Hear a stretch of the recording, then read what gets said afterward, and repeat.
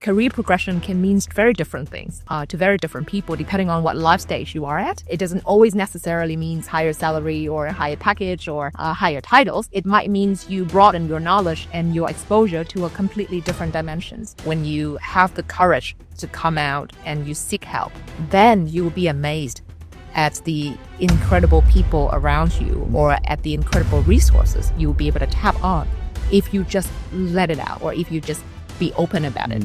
It's okay to be vulnerable, and it's okay to say that we're not good at this. We're going to seek help for this, or we don't know the answer to this. We're going to seek help to this. It's okay to say so. Welcome back to Unlock Potential. Today's guest is someone whose story really moved me. Ann Va is the founder and managing director of Janus Executive Search, a firm that has helped nearly 800 executives return to Vietnam or take their first leap into Southeast Asia. But what you might not know is that this business was born out of one of the hardest seasons of her life. She stepped away from corporate leadership to take care of her son, and out of that moment came a new mission.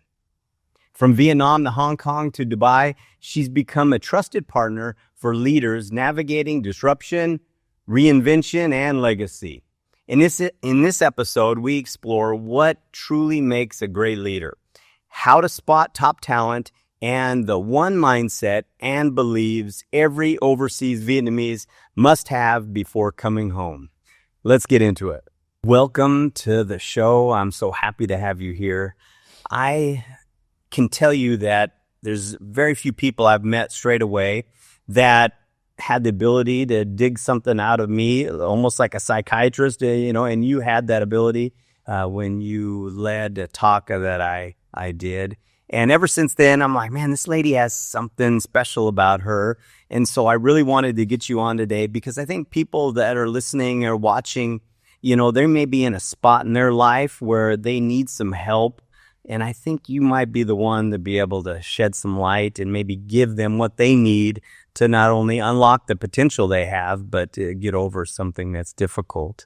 So I really thank you for coming on today. Well, thank you very much, David, for having me. It's a big honor, and I'm very humble to hear how you think about me. So you're great. I think maybe I've seen more compliments on the way you speak than anyone, and for sure in Business Executive Network, if you're in there as a moderator, I'm happy to see that, and you do a good job. So thank you. You're welcome. Now you have I wouldn't call it a boutique. Is it a boutique agency? I mean, you're very specializing in recruitment and helping companies find the right fit for people. What is it that really triggered you to jump into that? I know that you have a son with special needs, and I think I've heard you say before that's one of the main reasons why you did that. Can you elaborate on that? Right. So please allow me to just, introduce myself a little bit to your audience, because maybe some of them have heard about me, have watched my previous podcast. So I'm running a company called Janus Executive Search and Talent Advisory. And the company is specialized in executive search, executive recruitment across Asia Pacific, with Vietnam is one of the biggest markets for us. So you're right. I started my company about 5 years ago, and it stems from something that was very personal to me. So I have 3 kids, and my oldest kid is a special needs child. So at 5 years ago, about 2019, we hit a point where his health was really declining, and I was holding a headshot position as a very large bank at that time. So, at that time it was, the bank was huge, it was growing, my team was big, and I couldn't handle the work pressure between, what was required from me as well as balancing with my responsibility for my family. So I decided to stop my corporate work. But I didn't realize that the next door would really opening up something that was really fulfilling for me. After I, resigned from the bank, then really the bank, big boss was bringing up an opportunities to me. And he said that if I could not continue as a full time, I could start something in recruitment and support him in terms of what his next plans are for the company. So that's how Janus started from the beginning. Wow, that's pretty cool. Big leap of faith there. And honestly, I didn't think that I could do it at first. It was I thought it was the time that I need to make a decision to balance my responsibilities. But sometimes, life turns out to be the way that you did not predict. And that was how my life was. Wow, that's right. Sometimes we respond to things and sometimes we react to things. And it sounds like you really responded to a situation. I guess both. Yeah. I guess both. Yeah, that's great. That's really good. A lot of people chase salaries and titles, but I noticed you talk about career progression a little bit differently. How do you define a successful career? Right. I think, before I started this company, I was always in my mind thinking that career progressions always mean you have to climb up the ladders, you have to get, some big title and big salary package and all of that.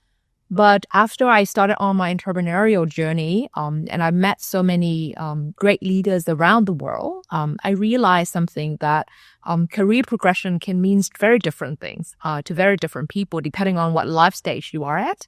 For the majority of my candidates that I have been fortunate to bring back to Vietnam or Asia, the way they define career progression is that you grow in a different dimension. You grow in a more diverse dimension. For some, it might means you grow in a different team dynamics. For some, it means exploring a different markets. For some, it means jumping off to a completely different industry.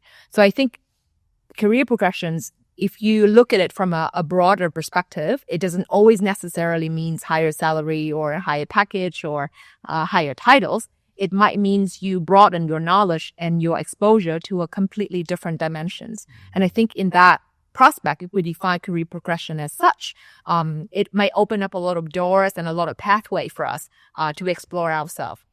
I see a lot of people, some of my staff, people that I worked with in the past, their mindset is, what is this job for giving me? What is it giving me? Yeah. And I've noticed over the years, actually, the people that I've either, promoted or they've gone on to do bigger and greater things typically have the mindset of, what can I do for the company? What problem I can solve for the company versus what it's in it for me. Yeah. Yeah. And I think, of course, it's realistically, when a candidates come to a job or when you consider switching your jobs, realistically, you would look for, whether the package is good enough, right, to make sure that you don't go down your values and all of that. But I think the mindset that will set us, going a long way would be, like you said, what we can bring to the company and what kind of problems we can solve. And if the companies are not ready, how do we make sure the company can be ready? What kind of values can we bring? If that mindset is within the candidates, normally I can see that they can go pretty far and they are quite flexible to, to be successful in any environment, not just in, well-structured corporate. That's right.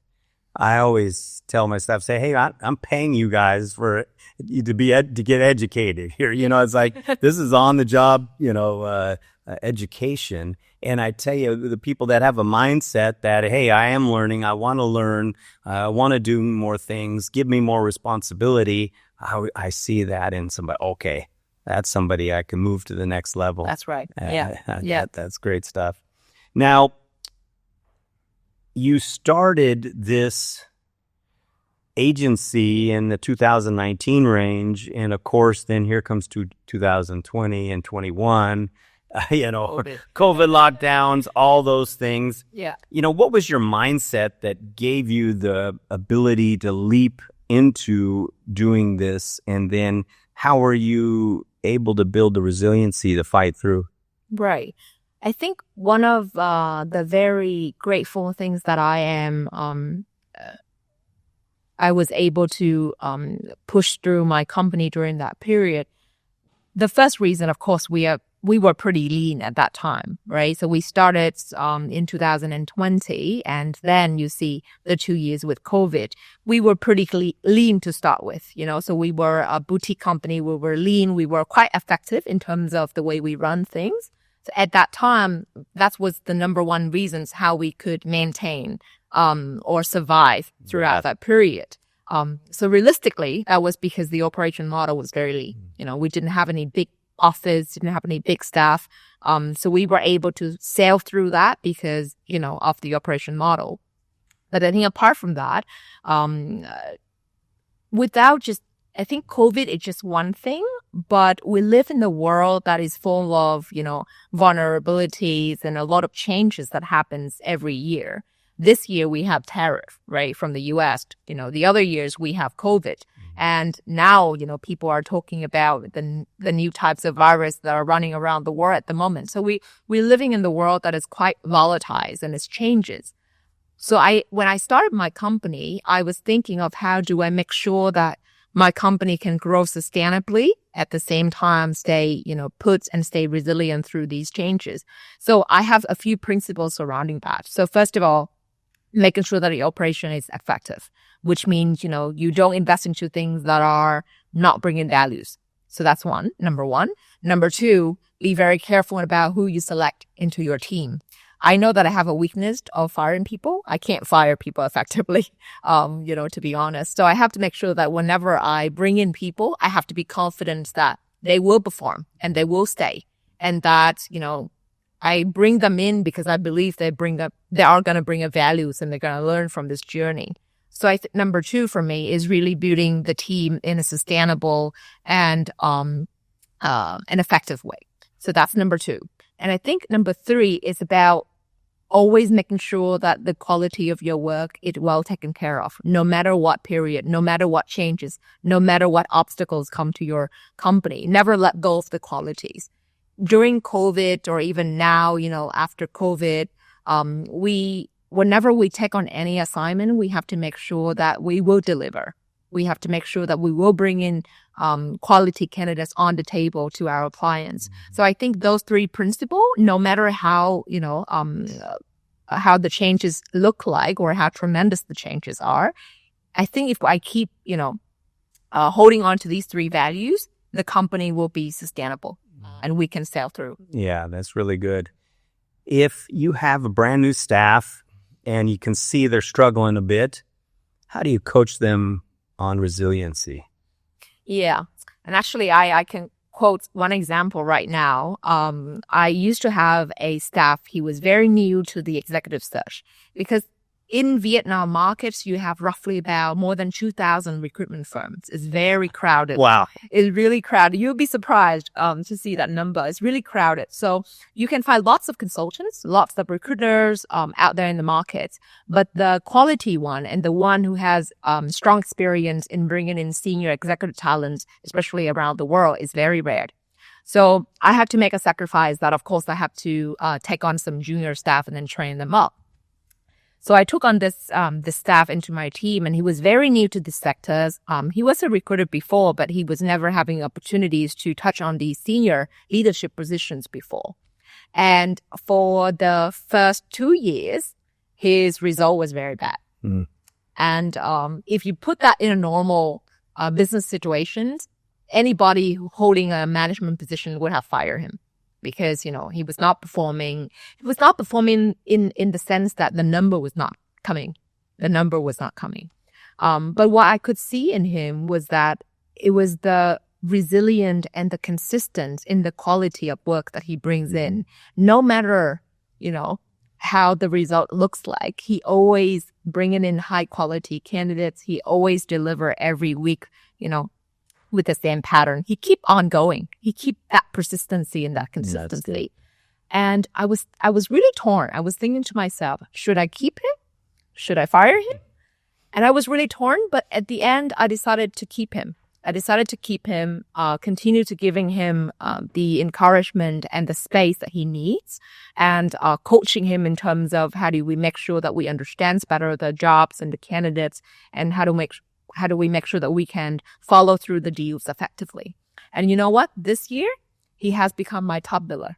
Oh, wow. That's great. Just half of the year, his number was hitting the record high, even higher than some of my very experienced consultants in the team. And I told him, I think all of these, the numbers that you see today is the build of the work that you have done over the past 2 years. Yeah, that's right. If at one point you lose your motivation and you did not keep going, this would not come. So I appreciate that, the effort you have put into your work, and no matter how demotivated you are, or no matter how tough you think things might seem, you keep going. Yeah. And this is the result of that. Yeah, that's great. I think a lot of times managers or sales managers, they give up too quickly on people because it does take some time to get stuff rolling in sales. That's to me personally, I think you have to do it right for like 1,000 days before you are finally reaping the benefits of what you sowed in the past, right? Yeah. And that's really good advice right there. Now, so what do you look for in people that you're hiring personally for your firm? Obviously, you're looking for quality over quantity. What are those aspects you're looking for? Yeah. So as I share with you, in the market is very crowded. And one of the things that I realize when I do my job in recruitment is that you have so many recruiters and so many consultants and lots of recruitment firms in the market. But to be able to find someone who you can become truly a partner to your client, or your client can think about you as a part of them, is really rare. We don't have that in this market. And even when I was the head of talent acquisitions for the bank, I signed contract with 20 plus consultants or 20 plus recruitment firms at the same time. But you don't have that peer-to-peer partner relationship with those. So I wanted to make sure that when I set up Janus, I have to be that firm. I have to be that firm that whenever we take on a client, we will become their true partner. And they will call us whenever they have problems, as if we were a part of them. And I'm very proud that we are gradually doing that, and we're becoming the names that our clients really trust. And in order to do that, whenever I onboard my staff or I interview a staff, I usually, beyond just the work that they do, I usually goes around and ask them about their ambitions, about their visions for life, about their family, about how they think, about their future. So I try to understand the consultants from 360 angles, rather than just, what do you do in your job? How much sales did you close or whatever? I usually go beyond that normal functional screening.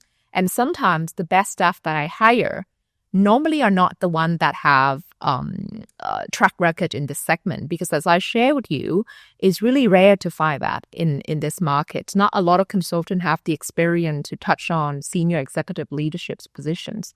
So whenever I interview a candidate or a consultant from my team, I look at them as an individual. And how do you evaluate individuals from both the functional perspective as well as the personality perspective, and then the agility perspective.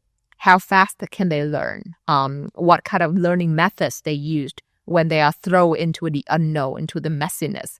How resilient they are, what kind of challenges they have in their life and how they overcome that. So those qualities are normally the things that I explore in my candidate. In the consultants. And if they have those qualities, I think they will be able to thrive in my company. Do you have a go-to question in the interview process that allows you to find a real person? Do you agree? Yeah. It's really hard. It's really hard. And I think you also find challenges in hiring for your team as well. Vietnam it has massive labor force. But in order to sift through and find the quality one, sometimes it takes a lot of effort. And I think in order to build up my team, I usually go through referral channel. I usually go through the network. I never publish that I'm hiring. It's really about, making sure that I set up the right connection with my staff. And from then we get the quality introduction. And I think a lot of my staff right now comes from referral, come from introductions. And some of them come to me proactively, on their own, and some of them through the word of mouth. And I think that for this types of business that I'm running, it's working. Of course, if you're running, 20,000 plus employees, you can't do that. Yeah, there needs to be a different method. But for this type of business that I'm running, that's usually the way I do. When I first got here and I realized, hey, I need some people here, 10 years ago. And so I try to find people and I just couldn't. There are people that have the experience. Our industry here was fairly new, really getting on these high capacity relationship selling type of a product versus scooters. You just sell them and, they're gone. Yeah. And then I had a guy that really gave me a lot of advice. And I won't say his name. Everyone in this country knows who he is, actually. But he told me, he said, David, you can't find those people because they actually own their own business. The good people are on their own already trying to do things themselves. And it made a lot of sense to me because there are a lot of entrepreneurs in Vietnam. It's like the majority of these people have their own business at the bottom of their house and they live upstairs. They're selling something. So it made a lot of sense to me at that point. So, okay, that's right. So I've really had to I have to build these people up within my organization. Yeah. Yeah. And I think same for me as well. All of my staff right now, all of them started off without any prior experience, except for one. The rest started off without any prior experience in handling very, very senior level candidates. And I think we have to be patient and take time to train them. But as long as they have the agility and that eagerness and hunger to learn, I think those are the important qualities. That's really good. Yeah. Now, I read that you've placed almost 800 executives, or probably over 800 now. That's pretty impressive in my book for looking back. Like that can't be easy. Now, when you are working for a client and you're trying to find them an executive who's basically a leader, what are these qualities of a leader that you're trying to define in somebody? Yeah. If you're talking for Vietnam market specifically, or we can widen it off to be Southeast Asian markets or emerging markets, I think some of the traits that really prevalent or that's really popular when my clients are searching for candidates, first is the track records in transformations. I think those are really, really needed in this market. A lot of the sectors in this markets, from banking to retail to consumer goods to real estate, all of that are going through a major phase of transformations, going from one thing to another, changing business model and operating model and all of that. So they really look for that catalyst, people who are transformation catalyst in their previous organization or has done transformation work at large scale. So I think that capability is number one. Another qualities that I normally see from my client is that they really want someone who is visionary, but at the same time are able to be very hands-on. So most of the time you see that, a CEO or C-levels, they can be really strategic or they can draft up a very big visions. But when it gets to execution and managing the details in the execution, they kind of fail on that. So a lot of the candidates that I place into my clients, one big question they always come back is, can he or she be able to be hands-on and manage the details? It's not micromanagement, but are you able to zoom in and zoom out at the right time? And I think that is very important, especially in this market where it's very dynamic. It's really, sometimes you can call it chaotic. And a lot of the pieces don't put together nicely. So they have to figure out the things, and they have to figure out the hidden ways in the market and all of that. So can they have the ability to zoom in and zoom out at the right time and when needed? So I think that's the number two quality that usually is required. The third qualities that I could observe from my client is they do require someone who can unlearn. Because when you bring in experts from international markets, from outside of emerging markets, sometimes they are very fixated on what they have learned, and they are quite biased on their experience. So they think because it has worked somewhere else, it must work here. So I think that mindset I'm giggling because I had to make that transition myself at some point. Yes. Yeah, I could imagine. Yeah, for sure. Here from Yeah, I came straight from the U.S. and then I use this term is don't tear down the fences until you know why they were put up in the first place. Exactly. And that's similar to that. Exactly. So a lot of them are, fixated on whatever they have been able to do and learned, and unable to let go of their ego to really unlearn and relearn. So I think that's really important. No matter what level you are, I think in this market, if you uphold the mindset of unlearn and relearn and continuous learning all the time, then you can, be successful in here. But if you come with a very fixed mindset and say, I've done this, I've seen this is the way we should go, and that's the only way, I don't think it will be effective in this market. No, I totally agree with you. Yeah. You mentioned execution. Right. And I don't know of a greater word in life, because it takes execution to do anything. All these thoughts and dreams and, wishes, are nothing without some execution. What's a tip you might have for how you use the ability to execute on the things that needs to be done? What do you mean? You mean like anything, and that, hey, I got to make a decision here and it's going to take a lot of time to do it. And here's the plan. How do you just keep on going through that plan to execute it out? For me personally, I think I tend to be someone who is very hands-on, and I think that's just my personality. I've been trained by a lot of big bosses where even if you put the punctuations in the wrong place, they would pick that out. Yeah. So I've been trained through all of that years with these bosses, and I knew that whenever you put something on the table or put something through the clients, you need to make sure that you are confident with that and you can answer every single details in that book. So for me, the attention to detail has always been maybe my personality or how I have been trained. And right now, the way I manage my work with my team is that, of course, you have the bigger picture, you have the roadmap in terms of where you want to be and what you want to do. But in order to execute, though, you need to follow up every day and you need to make sure that you understand what's going on the ground. You cannot be too far off from what's going on the ground. For example, when we take on recruitment projects from a client, even though some of these roles are very junior, I can let my team run. I would never take on the assignment without me knowing that role or without me understanding what that role is doing. So I have to make sure that I understand that details before I pass on to my team. So whenever they submit anything, I can definitely spot out things that are not right.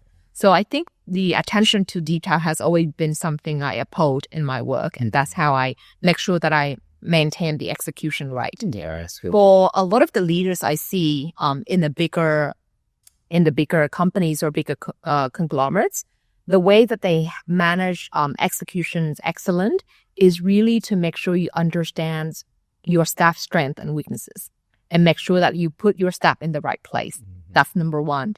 Another thing is, I think, even if they don't understand that, or if they have not done that area themselves, they have to put their mindset as a learner all the time to make sure that whatever they don't understand in their staff work, they need to set the time to learn about it and understand what's going on the ground. That's so true. And I think, it's the same for whatever you do right now as well, right?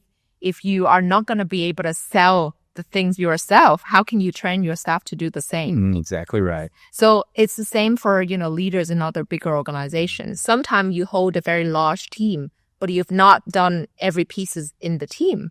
But if you don't take time to understand and learn about it, you can never manage the execution. You can never manage the details. That's right.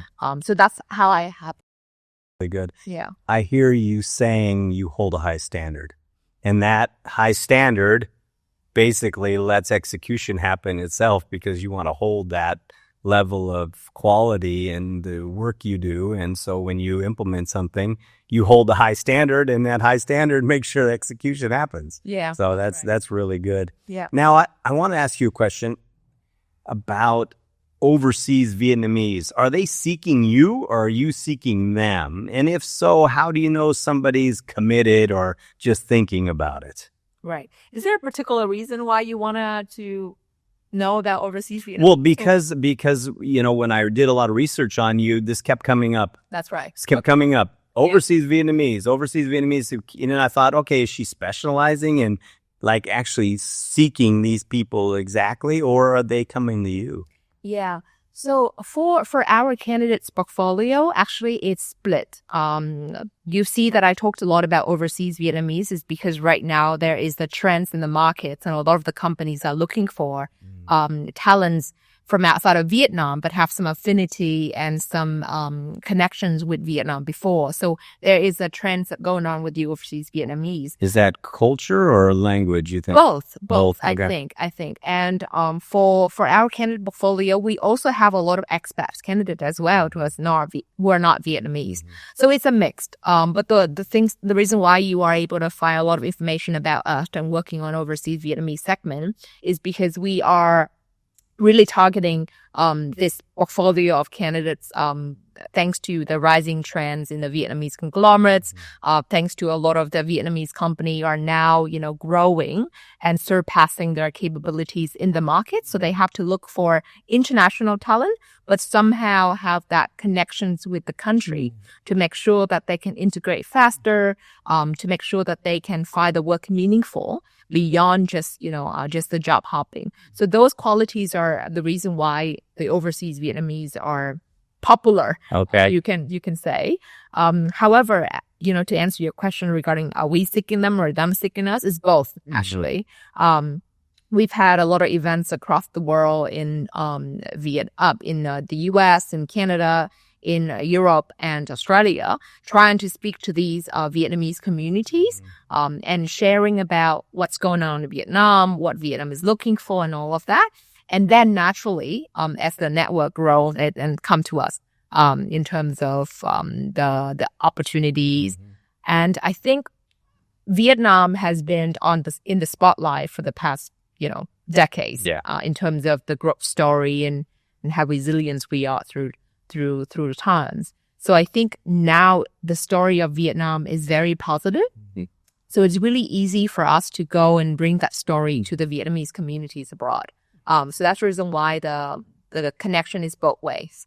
Yeah, that's good. Yeah. I've always dreamed of bringing like 4 U.S. Vietnamese sales guys here and they could just, really go to town because, they're up to speed a little more, but I haven't been able to make that happen yet. Okay. Talk to us after that. Yes, exactly. What do you think is the most misunderstood aspect of recruitment for agency? I think one of the things that I always say too, I usually joke with my staff that, doing recruitment is like babysitting or it's like matchmaking. Yes. It's a combination of that.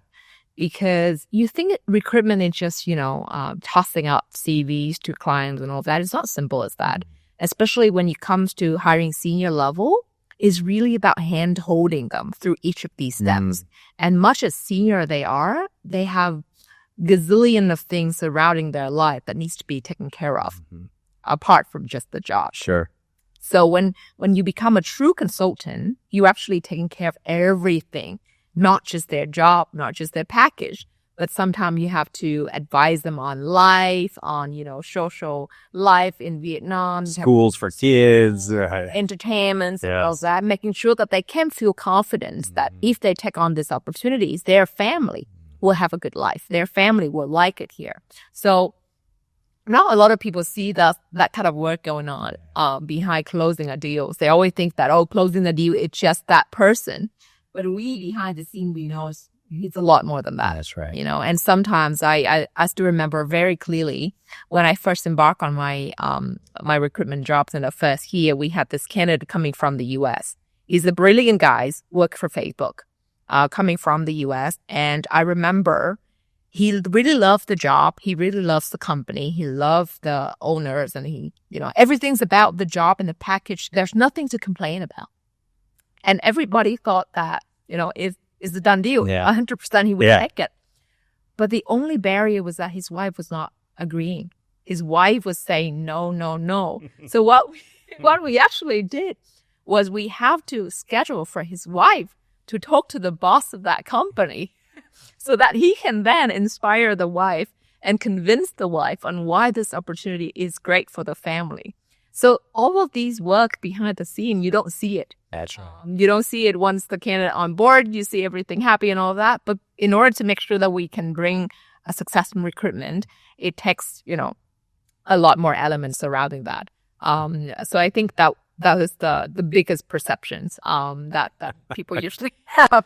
That goes in tie with one of my perceptions when I first got to Vietnam. I thought, oh, for sure these guys don't have to ask their wife to buy a motorcycle. That was wrong. That's totally wrong. I was wrong. They still have to ask. They still have to buy a new couch or something else to compensate. Right. Oh, man, that's so true, though.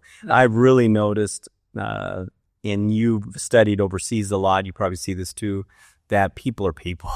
And there may be some culture on the surface, but once that rubs through, everyone's pretty much a human. That's right. Yeah, that's right. And sometimes the decision-making happens not because of all of that factors or fancy, compensation and all of that.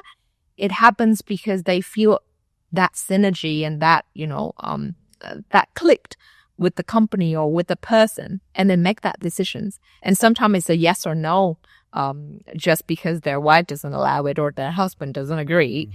It can turn from yes to no in a second. That's right. Yeah. Oh, yeah. I've seen that personally. Now, you've really faced some very personal challenges raising your son with special needs and still being able to build a successful business, which is amazing. But how do those experiences really shape your leadership style now and your outlook on life? Yeah, thank you for asking that question. And I appreciate that you say it's incredible of what I do. But honestly, when I think about it, when I reflect on my journey, I think it's really a natural journey of a mother. I think a lot of the things that I do right now, it's really about making sure I can become a best version of myself so I can become the best version of the mother. And having kids and going through the challenges with him has taught me to be appreciative of our life. And I think I brought that into my leadership style. That's great. And sometimes if you're not a mother, you cannot understand that as a mother is our instinct to protect our children. And whenever we see somebody going through difficulties or somebody going through challenges, we can relate to them and we can be more compassionate. And I think being more compassionate has been one of the qualities that being on this journey with my child has taught me. And I think that goes through the way I lead people, the way I inspire people, and the way I act in business. Because sometimes, everything in business is not straightforward. Sometimes you get bullied by the clients. Sometimes you get, talk trashed about by other competitors. Sometimes people do bad things to you.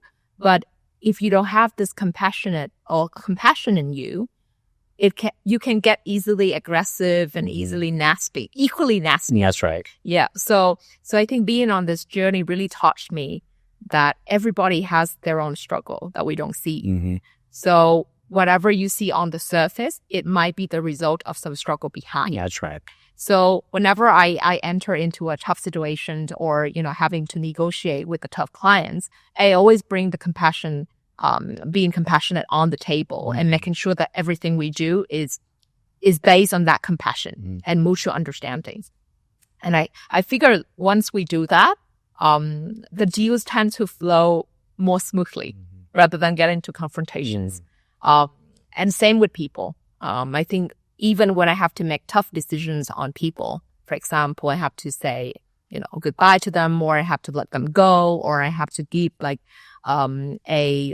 underperformance rating. It's a tough conversations to have. But if you approach that from a compassionate point of view and you try to make sure that whatever you say to them is sincere, and is honest, I think that would be much more appreciated. Yeah, that's really good. I hear you say something that empathy is super important in leadership. Yeah, Because leadership is about other people, not about yourself. that's right. And in order to have that, you need to know that.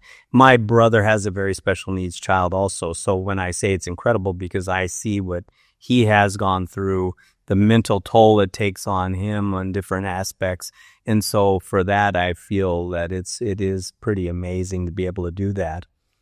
Also, I have noticed in my 50-some years on this planet that when people consider themselves a victim, they can never get out of it. That's right. And the people that actually look at it and say, what can I learn from this? Okay, and move on. They're the ones that are successful. I mean, it is, I see it time and time again. And victimhood feels so good. It feels so good to be the victim sometimes. And now society kind of puts that on. You see somebody go on social media and they cry these blues, and all the comments are, hey, you're still good, everything. Everybody's feeding them all this positivity, and then they get addicted to that on top of that. So I think that being, a mindset of, okay, this has happened, what good can come out of this? And then if you focus on that, your life's so much better as a leader, as a parent. It is a journey, to be honest, because when we first started, it was really rough, and it is the journey. It is the journey going from, why me, why my life, That's what are right. our family, victimize ourselves, to becoming more at ease with it, and learn throughout the journey and grow with the journey. I think it's really a process.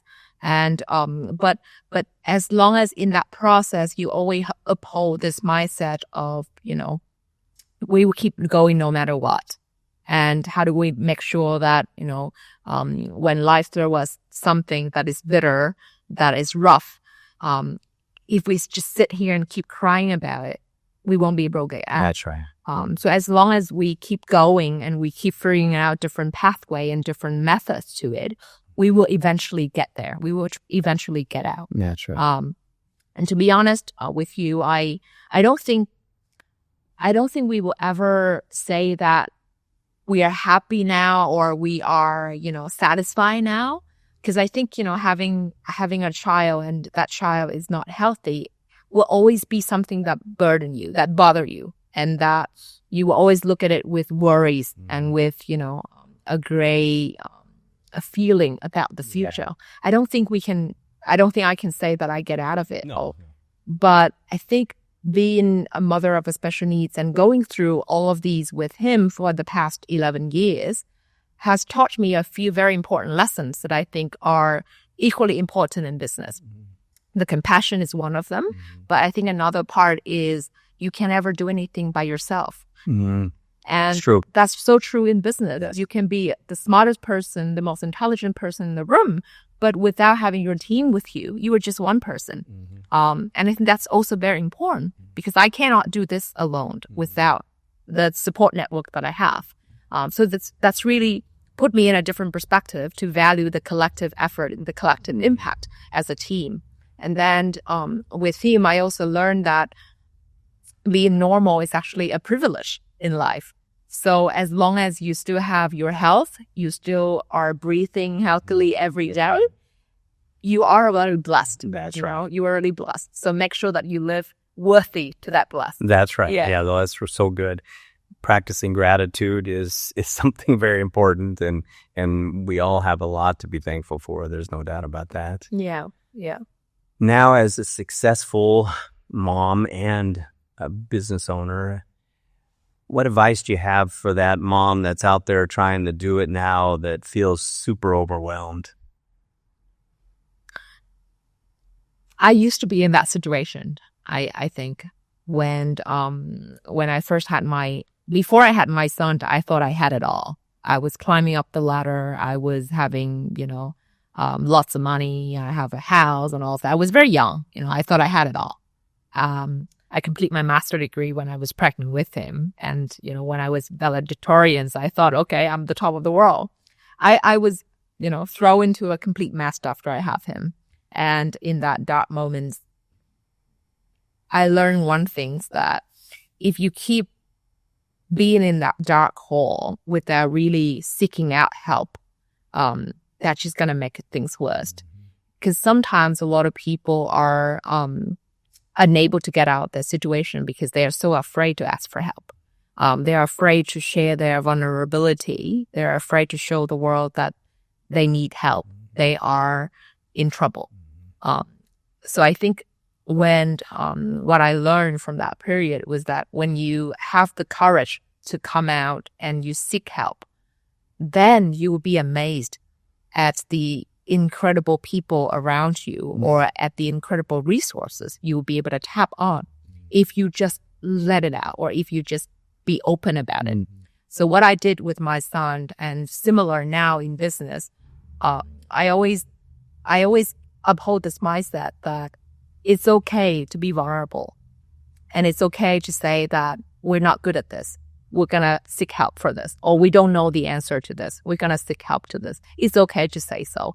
And when you are like that, people appreciate you more. They point you to different directions. They bring you valuable connections. And they show you the ways that you can improve your situation.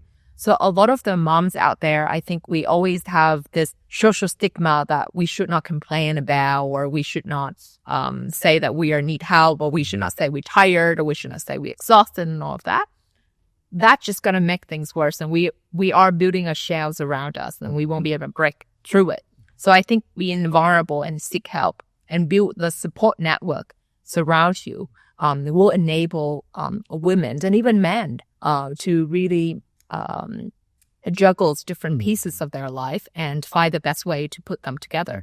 So that's my, that's really that would good. be my number one. That's solid advice, really. Yeah, that's really good. Yeah. And all the moms out there, just give your husband a to-do list. Say, hey, just do these things for me. You don't need to explain. We'll just do it. We want to help. Trust me. We just don't read your mind. So just to-do lists are great for guys. AI is obviously upon us. Things are changing completely overnight. Just crazy things are happening. How are you incorporating that now into your work? And then are you doing anything for your kids? Like, how are you trying to teach them to get on top of this game? Honestly, I think you were there at one of the conference that we talked about the future of AI. And honestly, a lot of people were excited about it and were pumped about it. I'm a bit scared about it because as I think about the future and about my kids' future, I'm puzzled in terms of what they will be able to do in the world where it's dominated by AI.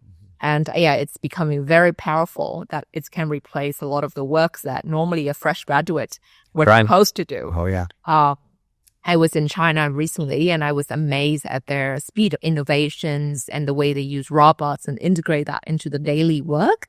I think it's coming. The age of, a human being replaced by AI in some area is really here. Oh, yeah. So for me, it's very scary, to be honest. And what I try to do with my children is make sure that they can be digital savvy in which that they understand what's good, what's bad, using the internet. They understand how to leverage the power of technology to support them. So I normally have a smart device at home, and I try to teach my kids to give the right prompt to get the answer. So that's some of the activities we do every day to help them build this digital literacy in the new AI age. But to be honest with you, you asked me if I have any method or any plan. I don't have yet, and I am seeking professional advice in many channels to make sure that I can prepare my children for the future of AI. Now coming back to my work, in recruitment, luckily we still haven't seen a lot of AI work replacing the real human connection. Yeah, and I think that will continue to become one of the area where it's really hard for AI to replace. Recruitment is really about people connections, about making sure that you can turn that into a meaningful connection and a meaningful career for them. So that has been, luckily has been the area I don't think AI will be able to replace. Now, I see AI being very helpful in some area. For example, at the mass recruitment level, where you have thousands and thousands of CVs coming into the pipeline, AI can help you screen it more effectively. That's for sure.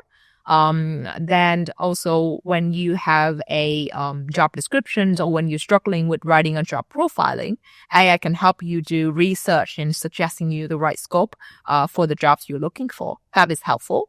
I also see AI being introduced into designing a learning roadmap for employees within their companies. I've seen AI being used in evaluating the effectiveness of learning towards the job outcome. That has been seen in some cases. But in my particular work, I don't think I have seen a lot of AI replacement. Yeah.